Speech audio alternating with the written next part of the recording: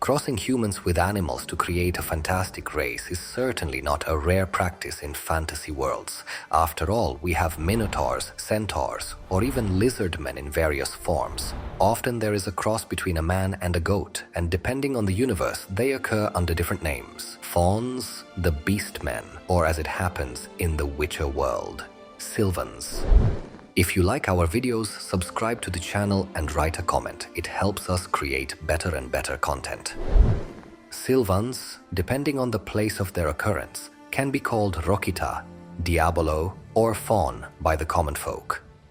All these names describe one single being, the half-man, half-goat. Of course, the comparison to the goat is supported here only because of Sylvan's appearance. The horns growing out of the head are probably the reason why the inhabitants of the northern realms call them devils.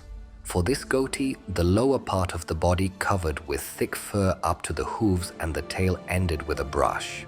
As if that weren't enough, their lips are busy and evoke the image of a goat chewing the grass. It is said that they emit an equally strong smell as goats. In fact, we don't have a specific genesis of this race. Sylvans certainly did not arise from the sexual intercourse of a man with a goat. We know they don't mate with humans or dwarves. As partners for reproduction, they rather choose dryads and nymphs. The dryads believe that a child born with a Sylvan is more alive than a human being. It is believed that the Sylvans are very distant relatives of Seder, and there may be something to it, because the races get along on many levels.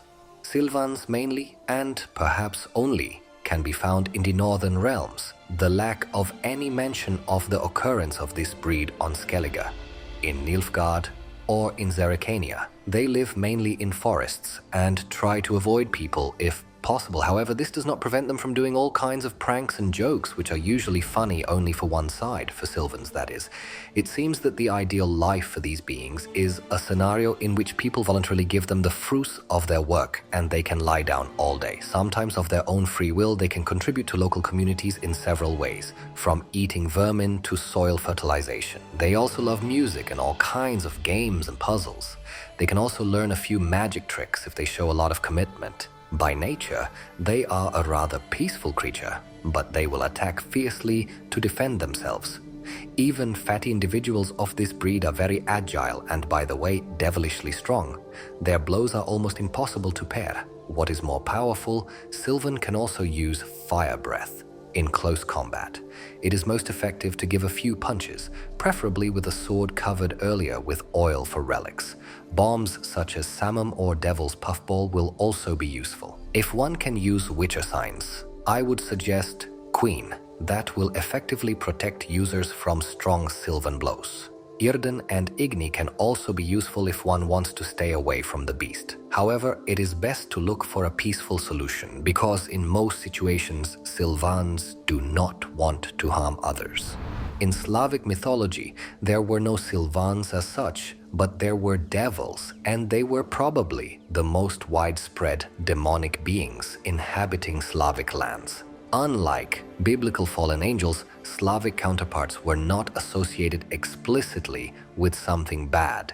They could be completely harmless and even help people, of course, not for free, and everything had a price. In order to meet such a devil, there had to be no special circumstances. He was everywhere, in the wilderness and in the bustling taverns, in the dense forests and in plain fields, in the ancient ruins, in the riverbank, or even in the church.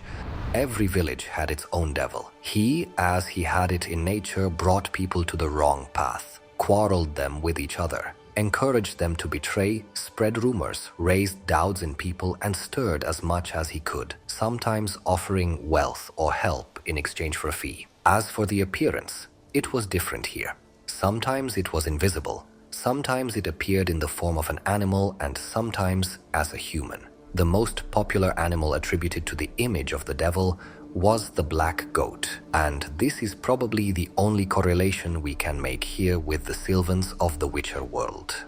With the advent of Christianity, the formerly demons were replaced with one collective name, the devil. All this to draw people away from the beliefs of their ancestors and direct their faith towards Christianity through fear.